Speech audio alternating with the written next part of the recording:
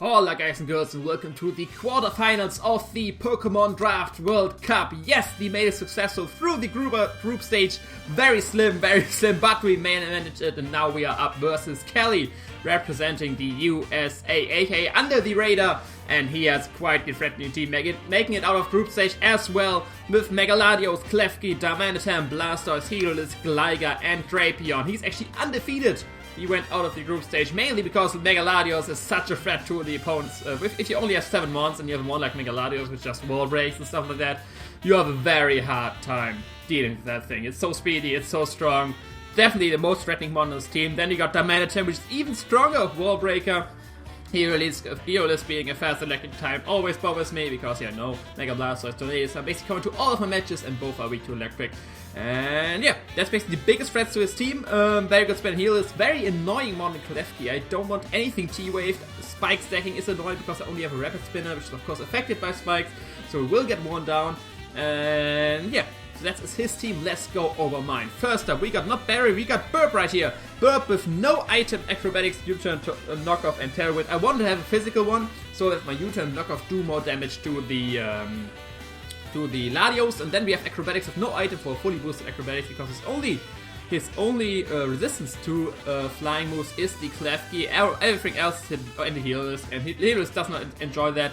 And yeah, so that's why I decided for full blown power acrobatics. I don't want to be mixed with Hurricane, stuff like that. I want to be fully physical. I was thinking about Crunch for the Megaladios, but U-turn does about the same damage and knockoff hits just way more versus our mons, just getting rid of items and stuff like that. And with no item, the knockoffs with Breakwind are actually not doing that much damage, so I can take an easy line. And then you have Tailwind, mainly for my next mon, because my next mon is Nidoqueen. And Nidoqueen, under Tailwind, is wrecking his team. He got Klefki, Donphanatic, Heliolisk, and Drapion. 4 months weak to Earthquake. And then he got Megaladios and Gligar left, 2 months weak to Ice. And then at least last he got the Klefki, which is weak to Fire. Like you can see, I don't actually have fire coverage right here. This speed is only there to outspeed mons which want to creep my Miltank. Then I want to be physical because I'm fearing a Mega Blastoise with Mirror Coat, special defensive or assault as Mega Blastoise to be my Nidoqueen check, but I couldn't fit really Thunder Punch on that. What I had to have was Earthquake and Ice Beam. I have Ice Beam, even though I'm minus Special Attack Nature, because it will still do more to the Gligar. And of course it will help the Megaladios, and your Sucker Punch full priority mainly for the Megaladios. And Brick Break is actually there because first I had Fire Punch there, but then I thought about a screening Klefki with Dragon Dance Latios or something like that, and I was shitting myself. So I wanted to have Brick Break on that as to get rid of screens, because this will be my switching to the Klefki. Can get Thunder Wave, Flash Cannons and Players or anything that won't be doing too much. And yeah, I can hit it very hard with an Earthquake. If he has the Manglet Rise, that's why I wanted to have the Fire Punch, because then I can hit him with Earthquake and stuff like that. But Brick Break will still be a solid amount, and like I said, he is not doing much to me, and if he wants to set up screens, they are not doing anything. So yeah, Brick Break wasn't there just for the screens Klefki. If he doesn't bring screens Klefki, I probably never will take Brick Break. But just for a safety measure, because his Megaladios behind screens is basically GG, and I can't allow that to happen. Next up, we got Bell.JPEG, the special defensive bronzer with Earthquake, Payback, Toxic, and Starfrog. This thing is my main Megaladios check. Shadow Ball, sadly, from a max special attack, Latios still has a chance to 2-hit KO me with rolls. But, and I have actually no Steel Stab. I have Earthquake, Payback, Toxic, and Starfrog. Earthquake, of course, because so many ground weaknesses. Payback there for the Megaladios. I was taking so long. If he has a defensive Calm Mind variant, I needed something that guarantees break this up. And if I had to be adamant with Shadow Ball to break it, I had to be adamant with Heavy Slam with a little bit less investment. And Payback does the job. Payback guarantees break this up even with no attack investment. These 8 are not really needed. I just have them there for more damage. Will always break this up of a physically defensive Latios, because physically defensive Latios like Calm Mind with sub and stuff like that can set up on a Bronzong if I don't have Payback, and yeah, that's very scary. They're a very scary thing. Then Toxic there to Toxic some of the mons, and of course wear him down in case he's not the defensive Latios thing with Substitute, or if he sees that Payback breaks this up, I can Toxic it on the attack because he won't Substitute again, blah blah blah stuff, and Starfrog because we want to have Starfrogs on the team. Next up, we have Turtle. with the same speed as my Berry, the Nidoqueen, mounts which outspeed my Miltank. This will be happening very often in my team build. I already saw it a bunch of times. With the Dark Pulse, Ice Beam, Austin, Rapid Spin. Once again, no Water Step because I don't want to get healed. It's a free switch. Dark Pulse to hit the Mega Latios, to hit basically everything because it's basically Stab. Then we have Ice Beam there for stuff like the Gligar, and Aura Sphere for the Heliolisk, and Rapid Spin because we have Rapid Spin. Very hard hitting with the Mega Blasters is doing very well so far. It has the coverage to basically everything because there's only 7 mons. You usually don't have the 4 moveset syndrome. You always can put Rapid Spin and then coverage for the other mons. So yeah, very nice one. Same with Nidoqueen. Like these two are just the coverage monsters, and with only 7 mons, it's easier than usual to pick the coverage you want. Then we got Aokao, the physically defensive thick fat Miltank with a little bit speed for Pokemon Speed Run speed treatment once again with Body Slam, Ice Punch, Heal Bell, and Milk Drink. This is my main check to the Donphanatic. Because of thick fat, I can take the hits from Donphanatic fairly easy. Milk Drink up on that, Heal Bell to get rid of T-Waves from the Klefki and stuff like that, and Ice Punch to hit stuff which can't take the Body Slams, like the Gligar and the Mega Latios, of course. If he's defensive, he can still sit up on me, but I have my Bronzong, so I'm not too worried about that. Yeah, Miltank. Main job, stop the Donphanatic, and of course other physical threats like the Drapion, especially the Gligar and stuff like that. Just be a general annoyance to his team with the Rocky Helmet. And last but definitely not least, we got Cool Grill with the Choice Specs, Curse Body, Max Speed, because we are tying with the Mega Latios if needed with Ice Beam, Shadow Ball, Thunderbolt, and Switcheroo. He is quite Shadow Ball weak. His only immunity is the Heliolisk, which does not enjoy taking hits. That thing switches 2 times into a Choice Spec Ice Beam instead.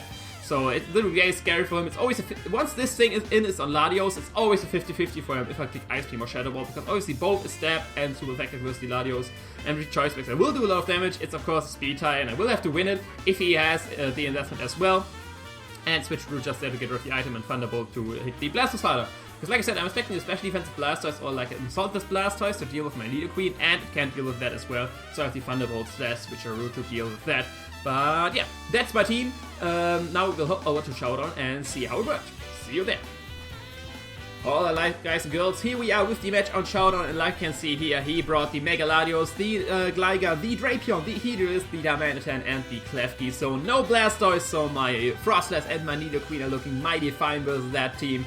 Nidoqueen actually Undertailwind just runs through his team. I just need a bit of damage on the Mega Latios and a bit of damage on the Gligar. But after that, Nidoqueen is basically sweeping through his team. And yeah, looking at his team, he either leads with his, I would say, he leads with his Gligar, when he get Rocks up. He leads with his Drapion, when he get Toxic Spikes up.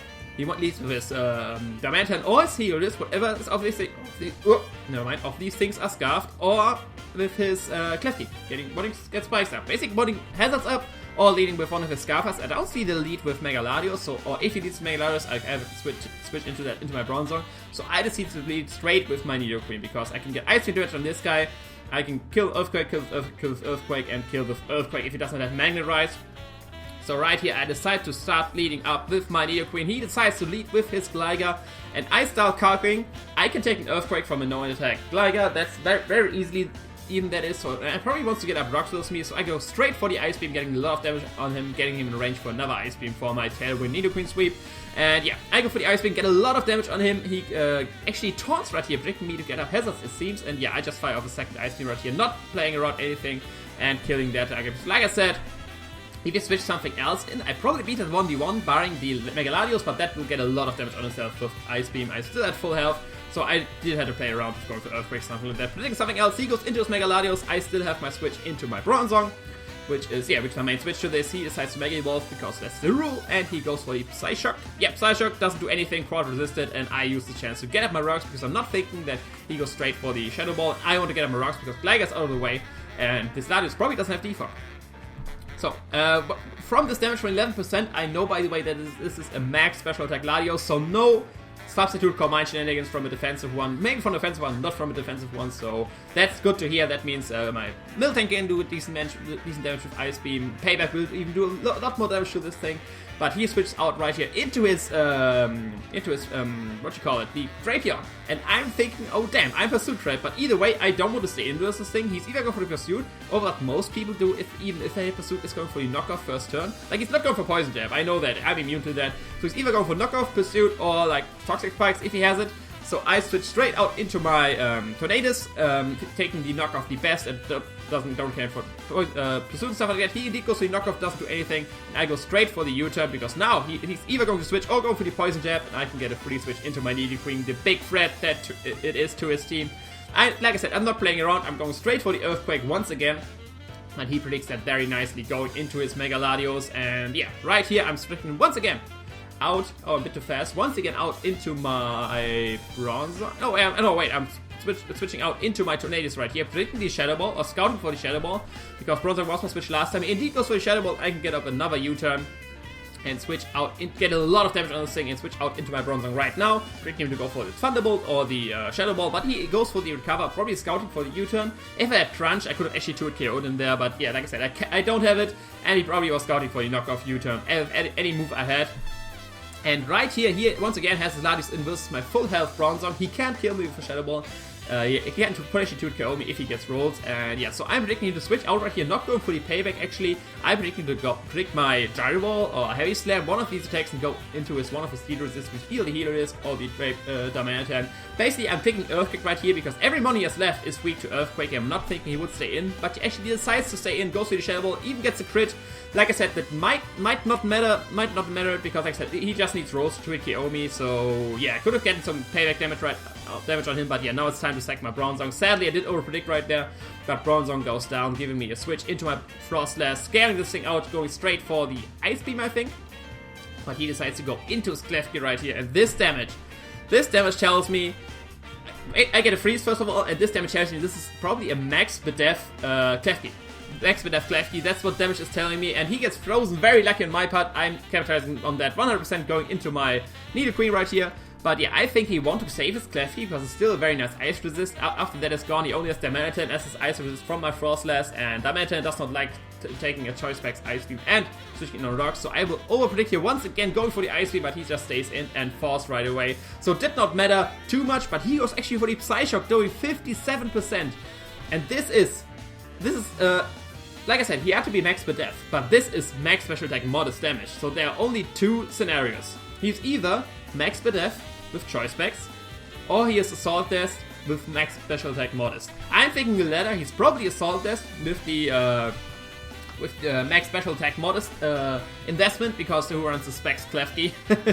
I'm not seeing that. So yeah, I think he is Assault Vest, so I switch out right here. I don't want to die with my Nidoqueen, so I switch out right here into my Dirtle, predicting him to Magnetize, something like that, but he doubles out into his Mega Latios, and I can just fire off a Dark Pulse right here, because Mega Latios is not taking Dark Pulse, and I can still take a Thunderbolt or a Draco Meteor from that thing because I'm at full. Go for the Dark Pulse, he goes into his Klefki, and yeah, now I'm just trying to kill this thing because I don't want to switch anything in on him. He goes for the Dazzling Gleam, does it doing 30%, so yeah, I can easily 2-hit KO with the Aurosea right here. And this Klefki is gone. Very nice for my Nidoqueen. Now he goes into his Heliolisk, and I pause once again. If he's in Scarfed Heliolisk, he can't kill me from 68% of currently right now. That's actually a roll. The only thing he can kill me is if he's Expert Belt, Choice Specs, Life Orb, or he's Scarf and goes for Thunderbolt. I don't think he will go for Thunderbolt. I still have my Nidoqueen in the back, which probably scares him. And even if he does go for something else, I don't want to risk my Nidoqueen. So I'm basically saying here, okay, Kelly, you're either going for Volt Switch if you're Scarfed, or you're killing me out here, granting me a free switch into something else. Dirtle is not looking too useful because Donphanatic now speeds it. I mean, Dirtle can still do stuff, but I don't want to switch anything else in because everything else still has a bigger purpose in Dirtle right here. So you're either going for Volt Switch if you're Scarf and not kill me, or you're going to kill me. And if you're going for Volt Switch and I live, then you are switching out into Mega Latios, thinking I want to go for Aerosphere. So I click Dark Pulse right here on the Heliolisk. He indeed goes for U-turn even, not even the Volt Switch. I can easily take that. And does he go into Mega Latios? Yes, he does. And that thing drops to this Dark Pulse. This crit did not matter. I would have killed him either way, and he goes down. He goes once again into his Heliolisk, and yeah, like I said, I still have the same mindset. You're either going to kill me with a Thunderbolt or something like that, or you're overpredicting for Hyper Voice, something like that. But yeah, I want to sack this Mega Blasters right now, or kill this thing potentially. So I go for the Aurosea right here, goes for the Hyper Voice, sadly gets a crit. This one did matter, so yeah, I would have killed him with the Aurosea right there, but he did crit me with the Hyper Voice. But that gives me a switch into my Tornadus, getting the Tailwind up, because with Tailwind, I now sweep a stream with Nidoqueen. All his mons are weak to ground, and I have a Stab, Earthquake, U-turn with Max Attack Adamant. He goes into Drapion, I can go for Acrobatics, but yeah, like you can see here, he is max defense, or at least very defensive, so I can only free 8 KO with the Acrobatics. So sadly, after that, my Tailwind will be gone. He overpredicts here a bunch of times, just going for knockouts, not for the Poison Jab. But yeah, this Drapion is gone. Now only heal, only heal this Adamantine on the left. He goes into his heal list. I switch out right here because I still need this for the Tailwind, and switching, so showing that he switched that in probably means that he's Scarf. So yeah, I still need one more round of a Generator to take a non-directed hit from that thing, be it the Hyper Voice or the other courage move he has. So far he has shown U-Turn, I can still of course take a U-Turn. So far he has shown U-Turn and Hyper Voice. So I just switch out right here into my Miltank, because that's actually doing the least right now. Because the my plan is to kill that with Nidoqueen once the Tailwind is up, and after rocks he's in range for many things either way. So yeah, he locked himself in the Hyper Voice, so I have free switch into my Frosted right here. I just go for Shadow Ball, predicting him to switch out, because he's confirmed to be scarfed from that damage with my thing, and he keeps going for Hyper Voices. I switch to Roo right here, predicting him to switch out actually into Darmanitan. So I give him a Choice Specs, and I get a Choice Scarf right now. And now it's getting funky, because now he can change up moves again. If he goes for an electric move, still with the I don't want to have him with Choice Specs, because Choice Specs is very scary. I want to have my Choice Specs back. But basically he can change up moves again. And he's faster than me, because he has the I'm faster than him. So yeah, I go for the switcheroo. So focus. I'm back. Okay, plan. I'm faster than him. He can switch up moves once again. I don't think he will click Hyper Voice. He will either click the electric attack, or the courage move he has. Like, it might be even U-Turn. So my plan is to switch Roo once again, locking him into the move he clicks now. Because then he will have, I'm faster than him, so he will get my item, choose the move, and then be locked into that. If he locks himself into the electric move, I have a free switch into my Nidoqueen. If he keeps locking himself into Hyper Voice, I can just keep clicking switch Roo, and hopefully be right with that plan one more time. Or if he has any other courage which can kill me, then he will lock into that, and we go on from there. So I will click switch Roo once again, getting my item back and giving him the chance to lock himself into something else, and he locks himself into the Dark Pulse. Not quite killing me right here, but still being locked into Dark Pulse. I have now my free switch into Tornadus I wanted, and now I can get the Tailwind of my dreams up. So I can just click Tailwind right here. He goes to Dark Pulse, just don't flinch me. He flinches me one time. And now it's getting scary, because if he flinches me one more, it's getting scary. I can still go into Nidoqueen and get a free kill right here. But then Darmanitan can potentially 2-hit KO my Miltank, and it's looking very scary. It has to depend on the HP investment on Darmanitan then, so that he, after 2 rounds of Rocky Helmet and rocks, is in range of a Sucker Punch. But if I do get flinched again here, it's basically very hard to win this game right here. So Tornadus, can you please not flinch or not get crit or whatever? He gets knocked, and I can get the Tailwind up. Now I just want this thing to die, so I just go for the knockoff, get rid of the item, and I just want to basically die so I can get free switch into my Nidoqueen. I die, and now I can get the cleanup with my Nidoqueen, because Nidoqueen under Tailwind is a huge threat to his team. Of course, he has only Heroes and Darmanitan left, both weak to ground, and Nidoqueen can pull through, giving us the 2-0 win into the quarterfinals, granting Germany the game in the semifinals versus the next opponent. I won't spoil that, you have to see our matches for that, but yeah, Germany is going to the semifinals. We beat the USA, we got our revenge. First match we lost versus USA, now we won. To be fair, it was another coach, but that doesn't have anything to do with that. It's country versus country. Nidoqueen pulling a lot of work into that game, being the threat it was, because there was no Blastoise. But yeah, that's the match. You can be excited for the semifinals. Definitely check out Kelly's side of the match. His link will be in the description. Same with all the other coaches, and of course RhyQuinn, the fine organizer of this, of this tournament. He has all the recap stuff on his channel, so definitely watch that. But yeah, I hope you enjoyed. Definitely leave a like, comment, subscribe. You know the deal. Hit me up on Twitter and Facebook. All the links are in the description, and I will see you another time. Ciao.